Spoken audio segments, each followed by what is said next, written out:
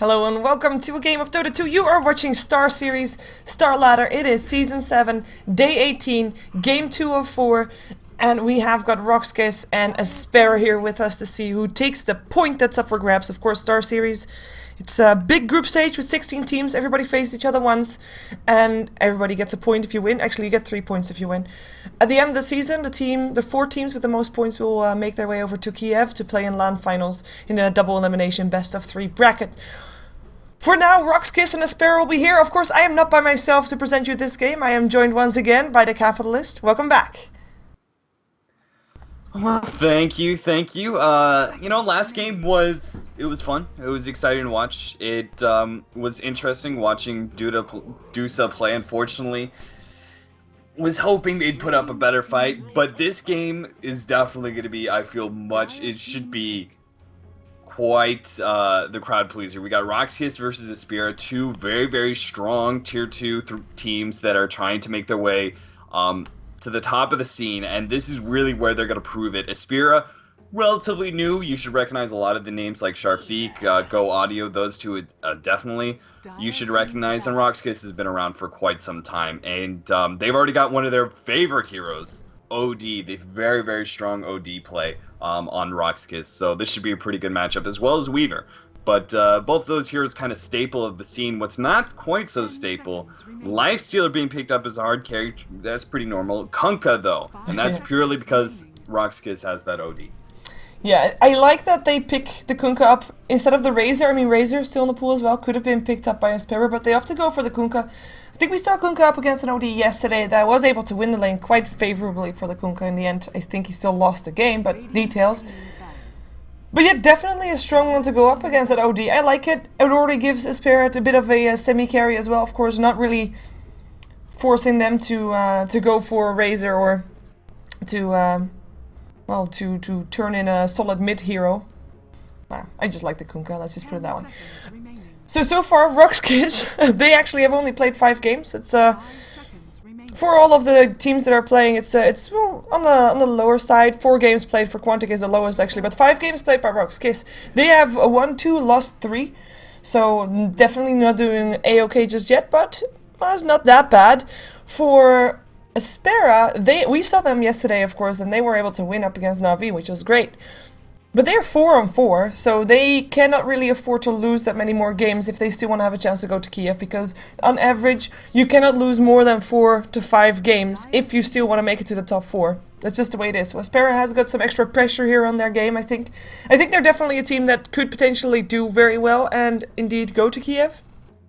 A team with the ability to throw out some upsets. They are kind of a hit and miss team, but I think a lot of the teams that we're going to see in the next 2 games are kind of hit and miss teams. Also, of course, Power Rangers and RoX.KIS themselves, same story. Either they do really well and you're thinking, wow, this is a strong team, or they just completely miss and it's like, okay, you know what, this was a stomp. But we're going to see which one of the 2 it's going to be. We're going to have a Doom banned out, as well as a Nyx Assassin, Nature's Prophet, and Bane. And of course, we already had IO Bad Visage and Naga Siren banned out. I like aSpera's Darkseer. They now have revealed all their lanes though, and this could be, well, a giveaway in terms of how RoX is going to play their game. So far, we only have the Nyx and the Bane banned out for support. Oh wow, I was not expecting that support though, but this is a Skywrath support. I like it. I like it. First of all, you've got 2 heroes that are very susceptible to silence. The biggest problem is actually getting in range. Unfortunately, that silence doesn't have the greatest range, so you're trying to approach the OD, and he may imprison himself or you before you get that off. Fortunately, though, it is pretty much instant once you are in range, so if you're able to surprise the Weaver, round that corner, catch him off guard, and get that silence off beforehand, that should be a pretty easy kill. He's also exceptionally good at bursting down squishy heroes, so if they're able to lock down the OD, they're able to lock down the Weaver, that's going to be very, very easy kills for him. A little bit surprised they picked it up so early. I was expecting a bit more of a hard stun coming out from them. Something that'll really catch him out. Something Rubik honestly would have been great, just because Rubik being able to steal Shikuchi allows you to get the jump on these heroes, but we'll have to see. Oh man, RoX.KIS. Now they're grabbing the Abaddon, and this is really, really good for them. Now they've got something that is able to, first of all, Weaver Abaddon is already a really good combo, so is OD and Abaddon. just by themselves, you've got great synergy there, but also exceptionally good versus aSpera. You've got to be able to cancel. You can cancel the silence. You can cancel the torrent slow and the stun coming out from the boat. Lifestealer's open wounds. You've got a lot of things that Abaddon's going to be exceptionally good countering. And I think RoX.KIS made a really good decision. aSpera might have just completely forgotten about that hero. Yeah, I mean, we normally see... Well, you normally think still about a tree. If you're thinking about OD and Weaver picked up first, a couple of months back, you would have seen a tree. But Abaddon, basically the new tree. And the dark tree, as some say it. And it's just really strong. I mean, with the Weaver and a shield, you're not going to be able to kill him off. He's going to be so strong on the lane as well. I'm curious to see how they're going to run their lanes, because they could still have a tri-lane with the Weaver there, or an aggressive tri-lane with that as well, of course. And then a safe lane solo. Or they're going to be putting the Weaver on the offlane and still pick up a carry. aSpera, they have banned out the Queen of Pain, so they are looking to probably expect an aggressive tri-lane with still a safe lane solo. And perhaps even put something else up against that Kunkka and put OD on the safe lane. That could be an option. I agree with your notion of saying that Skywrath Mage picked up so early. He is not a hero that RoX.KIS would have banned out. Just not. You don't ban out Skywrath Mage. When's the last time that we've seen him in StarSeries? Ages ago. So it's an interesting pickup here for aSpera, but they could have some alternative motives here. Maybe they're picking an even weirder support as their last pickup. Crystal Main banned out now would have been a good one, of course, also for that aura, which actually helps out a lot, but we're gonna see which one support they want to have. They need something with the Sables, though. I definitely agree. They've so far got a vacuum, they've got X mark the spot, and it's all nice. They've got a slow, you know, but they need something stronger. I wouldn't be surprised to see a Vengeful Spirit here either. It's just a solid stun that you need. Yeah, they do need a solid stun. Unfortunately, a lot of the good ones are already being taken out. Now the Crystal Maiden being taken out, that wouldn't have been my choice of a support, but it still would have been decent. The biggest problem is they didn't pick up, you know, like Nyx Assassin would have been a really strong one going up against the OD. They just didn't pick up any of those supports early, and now they're pretty much all the best ones are all out of the pool. So they're gonna have to make something work here. Because they're going up, they're either going to have to get really, really good. Okay, wow, they're actually going to change up. They're going to go all in with the Enigma here, which is going to be able to allow them to continue. That's something that Abaddon can't really stop. Look at the Wombo combo. Aphotic shield. What's that? Wombo combo, look at that. Yeah. Vacuum, torrents, boats, and I mean Mystic Flare. It's not like ideal in a black hole, but it can definitely happen. I'm hoping that at least one time in this game that will actually happen. Everything. And an infest damage. I think everybody will melt on RoX.KIS, although Abaddon will get full health back. 5 seconds. Concussive shot actually is really good in that black hole. Yeah. Because it does have that bit of a splash, so you're right. Everybody's slowed down by 40% after the black hole is down. That's going to be pretty good. But the biggest problem is whether or not they're actually going to be able to get this, because you do have some high mobility heroes. They also have some really good stunners. You've got Rubik and OD both being able to have a stun of their own. They can pick up another one here as well. Something like if they're going to go ahead and stick with this whole tri-lane that they've got going on with the Weaver, I think they will. Okay. Not what I was going to call. Not what I was going to call at all. Okay. They are then going to be going for a safe lane solo, I think, then on the top lane. I do also want to point out that if Rubik manages to get the black hole, there's going to be a Sanity's Eclipse, there's going to be a Requiem of Souls, and people are going to die on aSpera. No questions asked. I mean, that's just going to happen. If Rubik gets his black hole, of course. It's not that hard to steal if you're not in the black hole yourself. Otherwise, we'll see. But no pressure, Bucked Up, but a lot of pressure. Actually, Bucked Up, I have to call him Victor, I've been told. Ooh. Yeah, you know, I wasn't expecting this pickup, and I feel this is really, really greedy of RoX.KIS to do this, to pick up that SF. Now, they already have this sort of aggressive try going on, that's fine, but I was expecting a hero that would have a little bit more control oriented, because you've already got the Weaver. You've already got the Weaver, who is a great counter to Lifestealer. He's a really, really good carry versus Lifestealer. When Lifestealer was constantly being picked up every single game, I said, you know, there are heroes out there with high mobility that are exceptionally good going up against that, and Weaver is one of them. He's able to stay away from the Lifestealer, make sure that feast damage doesn't come out. He does all physical damage. He has no magic damage, so you don't have to worry about that rage. So you've got a bunch of physical damage coming out, high mobility, perfect versus a Lifestealer. Kunkka, while you're going to have to worry about being locked down by that X marks the spot, as soon as you pick up a Lincoln's, you're pretty much defeated that part. You know, you have to worry about multiple disables. You may even go for a BKB. But for the most part, I felt Weaver was going to be able to take them into the late game and beat aSpera. Combine that with an OD being able to help out with that support and to hit that heavy hitter with that sort of glass cannon. If he's allowed to be able to get those auto attacks off, he can provide a lot of damage as well. He's also got the Imprison to be able to help kite around the Lifestealer. You know, they had so many options that I felt that as long as they made sure that aSpera didn't dominate the 20 to 30 minute mark that they're looking at, where they're going to be really powerful, and they had some good team fight. Not that SF can't put out some good team fight, but he has zero control. And that's the biggest thing, is aSpera, if they get off their combo, even just 2 or 3 heroes are caught in a black hole or a boat torn combo, they're going to lose that team fight heavily. Doesn't matter how much damage SF provides. SF, he's really good versus Lifestealer. Exceptionally good, but I felt that that was already covered by the Weaver. Yeah, a lot of pressure on the lanes for aSpera as well. If they make their lanes work and they punish RoX.KIS for their greedy lineup, then they should be able to spiral out of control in no time, or we'll see how it exactly goes, as apparently we're gonna have a pause in 5 minutes, because then Victor needs to get something, actually not something, he needs to get money. He's gonna run 700 meters and he's gonna get money and then he's gonna run back. Interesting. I wasn't actually reading. Is that you just like, I gotta get my money? Well, first it was like, I need to take something in 5 minutes. It's like, okay, he's gonna take some you know, medicine. So it was a joke saying narcotics, etc. But then he says, no, he needs to take cash, run 700 meters, take it, and I'm home again. It's interesting. But let's see who's playing what here on the side of aSpera. Of course, you are watching StarSeries StarLadder Season 7, Day 18, Game 2 of 4. And we are watching aSpera versus RoX.KIS. aSpera on the Radiant side. Bucktop is actually Victor, because Bucktop is a... Wait, what's happening here? Well, Weaver is fine. Okay, thank you. Bucktop is actually the way you write Victor in Russian characters. It looks like that. So Victor will be playing the Enigma as a stand-in for aSpera. Inquisitor will take on the Lifestealer on the bottom lane. He got himself that haste rune. We have got Cat4KM playing the Skywrath Mage. The same stand-ins as that we saw yesterday when playing up against Na'Vi, of course. In the mid lane we have Sharvik playing up against playing the Kunkka up against the OD, but playing the Kunkka. And in the top lane it is Go Audio playing the Darkseer. They've switched roles. It was normally Go Audio on the carry role and Inquisitor on the off lane, but they have switched around and now Go Audio off lane and Inquisitor carrying on the bottom lane. And I'll leave RoX.KIS for you.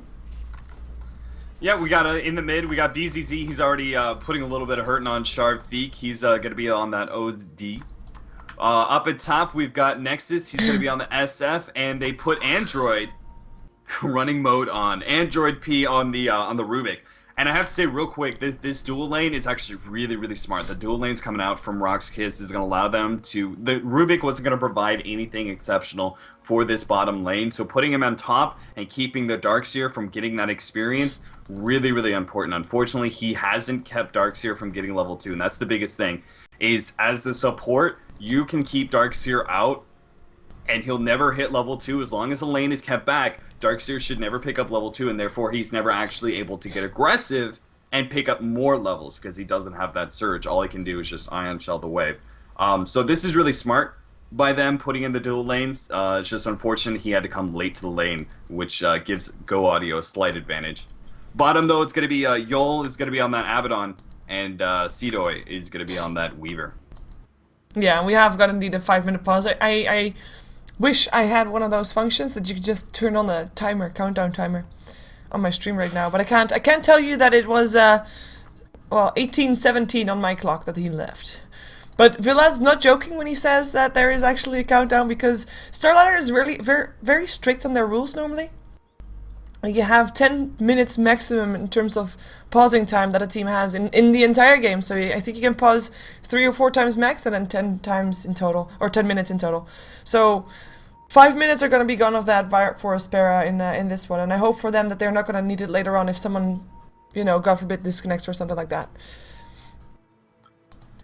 Yeah, this is, I mean, really, if you really want to know how long it's going to take, just get up.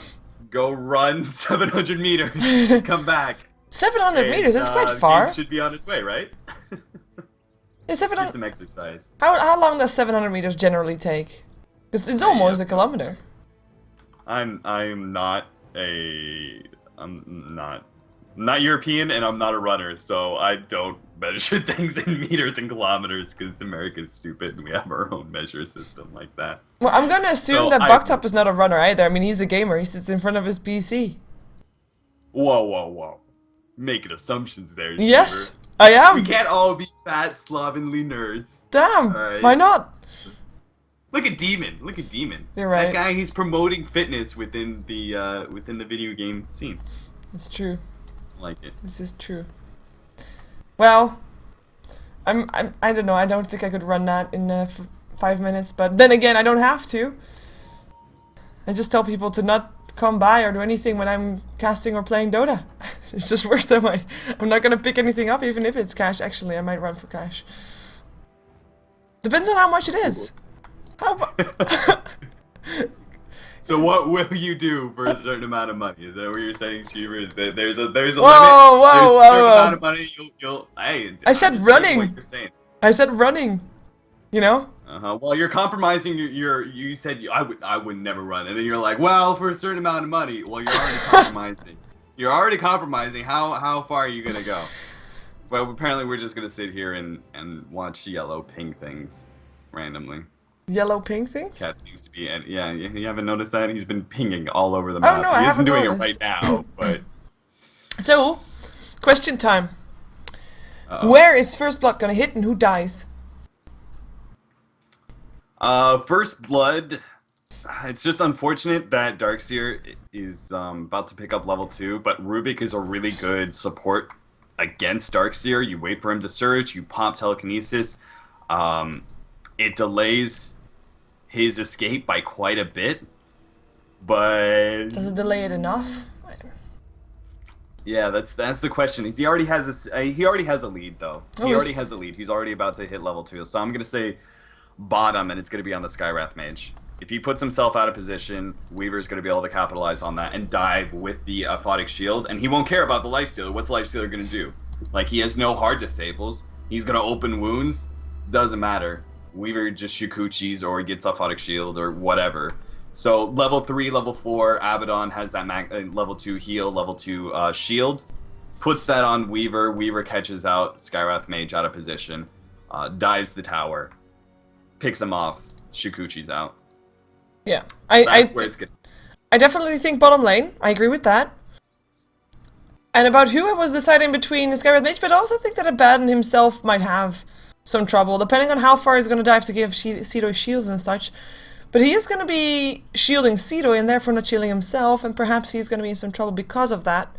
On top of that, if he does pick up Mist Coil, which I'm going to assume he will, he's going to be giving himself some life away for Sidoi, and that might mean that aSpera is going to change targets for Yol. Oh, wow, that's... Wait. Apparently. This was 5 minutes, actually. It should only take. Yeah, I mean, if you're really running, it should only take you about 3-4 minutes. Okay, does Bucktop play differently now that he's exhausted? Nope. But either way, this should be besides bottom, and apparently Yol already really smartly stopping the pull and actually grabbing the creeps, making sure that Skywrath Mage doesn't get a double pull off. This is really smart of him, but for the most part, this should be a CS war everywhere we look. OD versus Kunkka. You're not going to see movement from the supports. Maybe Enigma, but he doesn't have a smoke right now, so it looks like he's... Well, no, he's bringing the smoke to him right now. So we may actually see a kill on mid or bottom, depending on where Victor is going to go. Why does he say GG? What? Enigma said GG. Oh. You have to be so careful with that because, you know, if you don't press cancel in time, the game is going to end itself. Maybe he thinks this smoke is that powerful that he's going to go ahead and just give his team such an advantage that they're going to end the game right now. Perhaps, indeed. Well, Cedo already getting silenced. He's able to lay down a lot of harassment here on Inquisitor. So far, in terms of last hits, Inquisitor sitting on 8 for 2, with Cedo sitting on 7 for 0, so very even in this lane still. And indeed, a smoke could make a difference there to see if someone comes. And actually, I think maybe I know why Bucked Up said GG. He went for Midnight Pulse at level 2. For his spells. Oh, God. That's a bit There goes awkward. that smoke gank. Yep. No Maleficent, no gank. That's how it works. Oh, dear. Yeah. BCZ, by the way, he is not doing all too well either. I mean, don't get me wrong, he's doing okay-ish. But he's 9-6 up against Sharfik 10-4. So slightly in favor of Sharfik. Really close by though, but not a dominating lane for BCZ whatsoever. And we actually have an Invisible Rune for the Darkseer. He's gonna go top again though. I mean, I still think both teams are gonna be fairly happy with the way this is going. They're okay with this. And it's all really delicate, but everybody has a chance to get first blood. But they both also know that the moment they start thinking that they can get it, they might overextend and die for it, and they don't want to do that. So it's a really delicate situation on all lanes. Yeah, just bouncing back and forth, keeping an eye on all of them. Sharfik is doing a really good job in middle. Unfortunately, though, it's just oh man, BZZ actually had to bring himself a bottle. Which is fine, but the fact is that he actually ran out of mana, which is just being really unlucky with your Essence Aura. Yeah. So he hasn't been able to spam out in prison as much as he would like to, which means less damage, which means less CS. But now that he's about to hit level 5, things are going to get a little bit easier for him because he's going to have a lot more damage, and last hitting is going to be a little bit easier, but it's typical that Kunkka takes an early lead in CS when you aren't able to steal a whole bunch of damage, so... Yeah, with a smoke, by the way, from Bucked Up, they know that he is there, though, because he picked up a rune. Now they definitely know, because he's standing next to a ward. So he's gonna be rotating into the Dire Jungle. RoX.KIS is very well aware that that's actually happening. So we're gonna see if they try to do something against it. So far, we still have Android just pulling and stacking, doing normal support duties. Nexus just last hitting himself. Well, not himself, last hitting away here on the top lane. And now we have a rotation. Bucked Up. Can he actually make something happen? I think it will be very tricky to try and take down an OD. And we actually got some supporting coming as well. Android making his way over, if need be. And he's got to be a little bit scared though, because Go Audio, he's actually really farmed in this lane. They haven't been able to really kick him out at all. The fact that he's level 5, keeping up with hard carrying in the lane. He's doing really well. He's got his Soul Ring, level 5, that's the level 3 Ion Shell. Android has to be really careful or else he's going to get caught out because his hard carry doesn't have a disable to stop. Oh, actually Go Audio, he's going to go down, he gets caught out, he tries to go too far in, and Android actually surrounds him. That's that level 3 nuke coming out from that SF. He really just needed to content himself with the fact that he already got some good levels and just spam out Ion Shell and continue to get farmed. But he got a little greedy, and he gets bit. Yeah, I was just about to mention how good it was that he actually blocked the camp himself, but unfortunately, well, kind of doesn't make it worth it, because that block in the end made sure that Rubik was around there without being pulling the lane, so gets himself killed in the end. It's going to be first blood going the way of RoX.KIS, and it's still a lane that, I mean, yeah, Shadow Fiend's going to get farm anyway, so it's not that big of a deal for aSpera. They can definitely get back from this, but they are now maybe a bit more pressure to speed things up a bit, because you don't want to give Shadow Fiend free farm and already giving him a first blood as well, because you need to be able to do things before the Shadow Fiend gets too big. You want to be punishing a greedy lineup, and giving a first blood to a Shadow Fiend is not the way that you do that. No, absolutely not. Sitting on the double damage rune at bottom. BZZ, he's oh, waiting for his bottle, that's why. He's gonna go ahead and grab that, fill up his bottle. And that'll actually help out at CS quite a bit, because nobody's really moving. I mean, Android may actually move to middle, but I doubt they'll be able to pick up a kill off of that.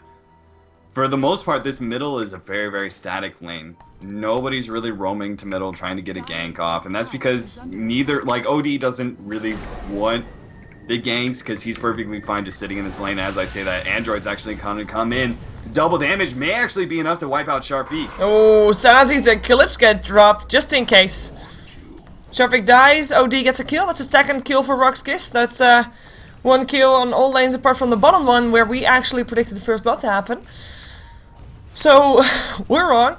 But RoX.KIS looking good. Those two lanes that were, at least, especially the mid one, kind of a wash before that. definitely now in favor of RoX.KIS, as we do have Yol getting opened up here, puts a shield up on himself. In the meantime, Seedoy chasing down the Skywrath Mage, doesn't get a kill though, 14 HP left, he lets him live. Yol still getting chased down, pops himself, already ticked off again, as Inquisitor is gonna dive in tower for this. Is he really gonna do that? In comes another shield, Infest out, gets himself away, Seedoy chasing him down, but just harassing him so that he doesn't go on his support anymore, and in the end, I was gonna say nobody actually dies. Torrent comes in though, in comes a boat as well, but both miss. Seedoy and Yol will need to go back to base, apart from Weaver. Actually, he has a self left, but that's no-go for... That's no-go for aSpera, and no-go for RoX.KIS, and that's indeed Starladder disconnecting. So we might have a pause. Just a cheeky little attempt at a gank by Sharfik, and it's no surprise. Like, as a Kunkka, you can really waste your ultimate like that on just long shots, just hoping your hero sticks around and gets caught out by it. If you actually land it, you get a kill. If not, it's not like the ultimate's real high priority this early on, and it's low cooldown, so it's going to be back up for the next team fight anyway. And he's going back to middle, where he's against an OD, where he won't have mana for anything anyway, so... Yeah, 2-0. Oh, there is Villada again, so no pause needed. All is well in the world. We have got Bucked up on the way to top. Gets telekinesis, gets stopped in its track, and in comes Nexus. Already doing some damage. Malefice is already going, looking for some raises, perhaps. Go audio. Have some more iron shields out. In comes Yol actually, and now Bucked up is going to be in a lot of trouble, but not as much as Go audio is in. In comes a black hole. No! Oh my god, he just gets zapped by Android. Goes down, 2 heroes dead. RoX.KIS gets 2 kills by just awkward moving from aSpera. If you compare this to the aSpera of yesterday, it's a totally different team. Their positioning seems to be slightly off. Yeah, I feel a lot of this comes back down to the last 2 picks. I think that's why all of this is so awkward for them. The fact that they have this Skywrath Mage, who is an exceptionally good ganking hero early on, doesn't provide that much. Once he hits level 7, that's really the height of his power. Usually he has maxed out Ancient Seal. This time he's actually still maxing out Arcane Bolt. That's usually the solo mid build. Usually as a support you want to max out your Ancient Seal because you combine that with other magic damage. And then it also adds out the damage from Mystic Flare, so it's not like you're really decreasing your total damage anyway that much. Weaver finally gets a kill on the Lifestealer. Solo kill. Nicely done. Yeah. That's pretty impressive. Not even a bad helping out at all. No time lapse wasted. I think again a slight mistake from Lifestealer. He had an Infest ready, but he didn't use it. Yeah, this Weaver is always going to be really strong versus Lifestealer, so getting the kill is upsetting for Lifestealer, but this is the lane. This is not the lane that you're really hoping to win. The lanes you're really hoping to win is Kunkka mid. You're supposed to be able to pick up some CS at bottom and do well in that regards, and the Enigma.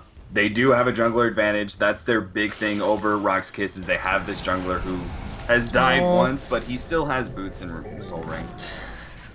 Again. Yeah, they go for Yol on the bottom lane, and I mean they silence him up and they have this plan, but Yol just presses the TP button, gets himself out, while Seedoy just stands there and is just able to kill off the Skywrath Mage while just standing there and hitting things, not getting hit himself. Just all well for him, and he's actually laying down a lot of harassment here, opening Visitor as well. He might try to go for this. He still has a time lapse.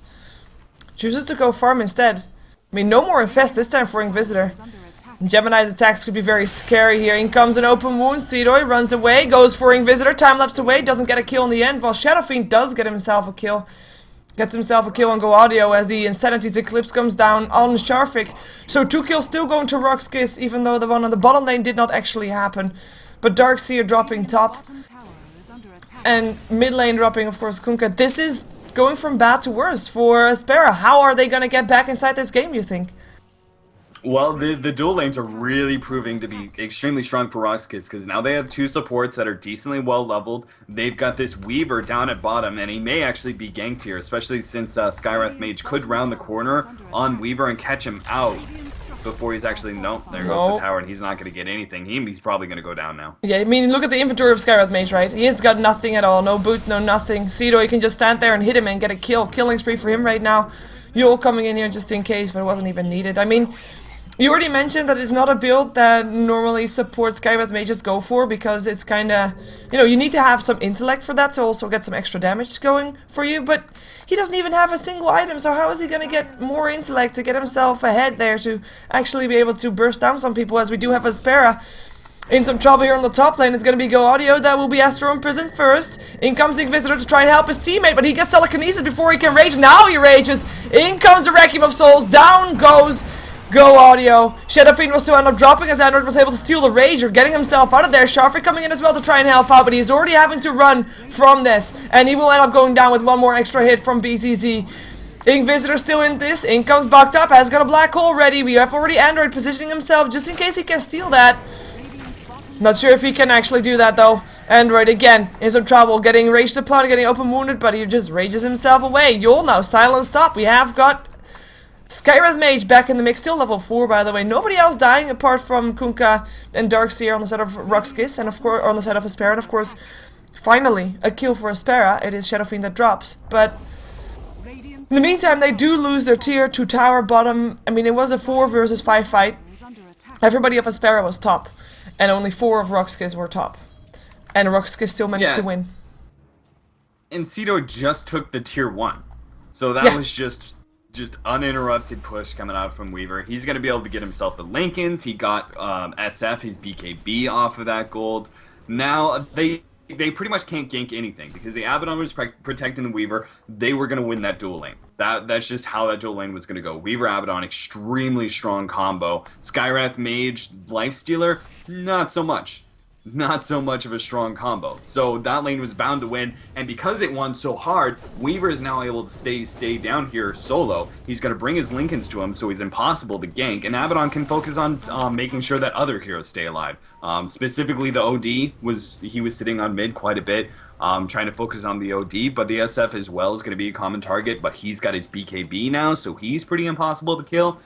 Things just got bad to worse now. Because now RoX.KIS just got their initial items that they need for the team fights, and aSpera doesn't have anything. I mean, you look at Darkseer. Go Audio was supposed to be doing pretty well in his lane, and he's still only sitting in a Soul Ring Boots of Speed plus another 750 gold. Yeah. Enigma has nothing, not even he doesn't have a Blink Dagger yet, and it's 14.5 minutes in. Yeah, he's got 14k gold, but he has just been having a tough time. His ganking potential, of course, really shut down by going for Midnight Pulse rather than for Maleficent at level 3. Or level 2 rather. Which is kind of a big blow, I still think. Had a big impact on that early game.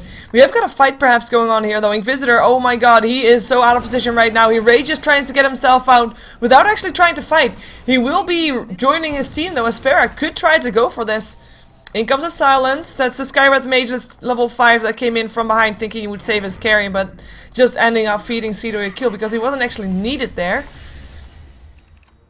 And I mean, it's something that I thought RoX.KIS, or sorry, aSpera might be able to do here. Just, you know, they have a good teamfight lineup. Why not man up, go 5-man, go mid, try to get at least a tower, you know, get some solid gold, get some core items up on your heroes. But even 5-man fights right now, they are out-leveled for that one, to try and make that happen for themselves. Out-leveled, out-farmed, and right now RoX.KIS is doing that exact thing that aSpera wanted to try and do. Bucked up, telekinesis, he still hasn't thrown out a black hole in the entire fight. No Requiem of Souls needed there. Nexus did use his first BKB as Inquisitor gets himself out of the fight. But RoX.KIS, they're in total control here. Yeah, they are. I mean, there's nothing really... Like, aSpera was supposed to have an opportunity. The fact that RoX.KIS went a little bit greedy with their lineup, picking up an SF after already having an OD and a Weaver. They were never really going to be able to shut down Weaver very well unless they did it really early on with the Skywrath Mage. But the other two were supposed to be pretty good targets for them to be able to pick off, gank, team fight against. Nice deny coming out from that Skywrath Mage. Beautiful play. They were supposed to be able to shut down those heroes. Unfortunately now, OD has his Force Staff and his mech, so he's got some survivability on him, and Shadow Fiend has his BKB. None of those heroes are available to gank now. They have to commit so much to it that it's practically not even worth it. So honestly, at this point in time, they are so far behind, they better hope that they can turtle this game out for a long time and get Kunkka some, you know, get him some lucky crits. You know, he builds into Daedalus. Heck, just go Daedalus Divine. You know, I don't know. It can work. They're just so far behind. If you get lucky, it can work, but they have to get lucky, and I mean, they have to get to that point where a Kunkka is that farm to begin with, right? And it's gonna be tough to do that. They have got a couple of turtle abilities, and I'm gonna call it Midnight Pulse is a bit of a turtle ability, and he did pick it up, so, you know. We do have Go Audio, of course. Iron Shells are really nice, as well as the Dark Sea Wall to just make sure that nobody walks up the high ground. But it's not enough, I think, to stop the aggression coming off from RoX.KIS if they actually want to try and make something out of this Aegis. They can just 5-man up, and there's really not that much that aSpera can do. Not unless they have a Blink Dagger up on the Enigma, who, by the way, cancelled his journey towards the Blink Dagger and goes for the Mechanism instead. Needs about 600 gold before he has it, but it does mean that if he now wants to get a good Black Hole off, he has to get himself surged into it, or maybe come in from behind and surprise the enemy team. But it's going to be real tough for him because RoX.KIS, their positioning has been just really, really good, and it's really tough to get a good Black Hole. And if you know that Rubik is always going to stand behind there because he wants to steal the Black Hole, and it's then only still the question, like, if they do get a good Black Hole, do they have enough damage to actually take down RoX before BCD can use his mechanism? I'm not too sure. Honestly, I don't think they can. It's just RoX.KIS is so big at this point. Soon we're gonna see Weaver have a Deso. That's a huge increase in damage for Weaver, because Weaver usually takes a long time because he's not the greatest farming hero in the world. He usually gets a very slow Linkens, and then after that it takes him a little bit longer to get his next big damage dealing item, but when he does get it, his damage really amplifies very, very quickly in the mid game. This also increases their tower damage pushing potential. With the SF and the Weaver, they've got some good minus armor for team fights, and the Desto is going to help them out a lot for pushing down these towers. And they're already trying to crack open the base 18.5 minutes in, when this is supposed to be their greedy lineup for RoX.KIS. Yeah. It just goes to show how well they played this game and how far ahead they really are. Yeah, and they just take a tier 3 tower, basically uncontested. Of course, aSpera still tries to throw out some spells, Inquisitor. Is he actually gonna try and do something here? No, he walks himself back. Go Audio, and Bucktup coming in though, and Bucktup will already be brought down before he can use his Black Hole. No, there is it still. He catches 3, but he still will end up going down, and there's a GG. Sharefake has had enough. They tap out. They only get that 1 kill up on the Shadow Fiend in the jungle earlier on. There was just no damage when the Black Hole actually came out. Inquisitor is actually spared from death there. But we have a 1-16, 19-minute GG. RoX.KIS up against aSpera. And I would love to give credit to RoX.KIS because they did play very well. But I have to say, this is not the aSpera that we saw yesterday. This was kind of sloppy from them. It's not the way that we're used to seeing them play. Yeah, very, very sloppy, and I think it just comes down to the draft. It was something they're uncomfortable with, and they also, I still feel that RoX.KIS, even with the SF pickup, which I wasn't a big fan of, it's still good. It's still really, really good versus aSpera, and I felt that they completely outdrafted aSpera. So RoX.KIS, really good job in that regards, and very dominating performance all around. Yeah, I'm not thinking about, people that are not really that much watching Star Ladder and are just batting on people on Dota 2 Lounge. And you're thinking RoX.KIS versus aSpera. Well, aSpera won from Na'Vi yesterday, so I bet they're going to beat RoX.KIS too. So they bet all their rares and they lost them. Well, we are going to see RoX.KIS again though. It will be Power Rangers versus RoX.KIS. This was game 2 of 4 that we're going to see today. We're going to head ourselves to the third game between RoX.KIS and Power Rangers. We will have probably a bit of delay. Well, delay. We're going to start exactly on time, which is going to be about 15 to 20 minutes from now on at 7 or 1900, so 7 p.m. CEST time. Because we all start on time. That's how it works. Stick around though. Power Rangers versus RoX.KIS will be up next for StarSeries Day 18, Season 7. Don't go anywhere.